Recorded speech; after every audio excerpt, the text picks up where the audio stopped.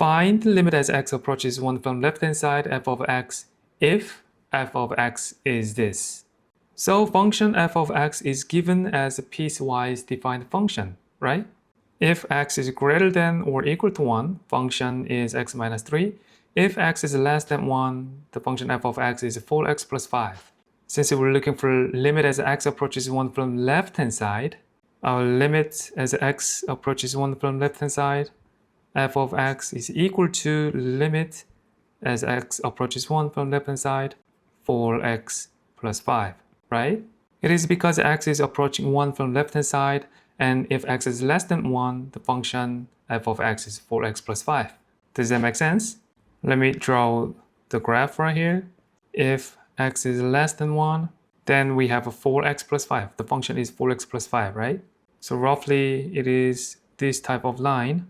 And as x approaches 1 from left-hand side, the function approaches this y value, right? And that y value is, when we substitute 1 for x here, 4 times 1 plus 5. So that is equal to 9. So the limit value is equal to 9, right?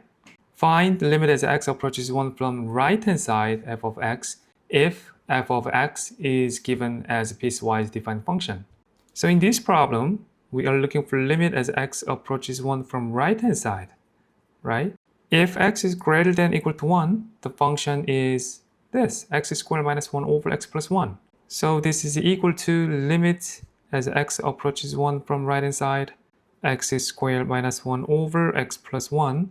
If we factor numerator, then that's going to be equal to limit as x approaches 1 from right-hand side, x minus 1, x plus 1, over denominator x plus 1, right?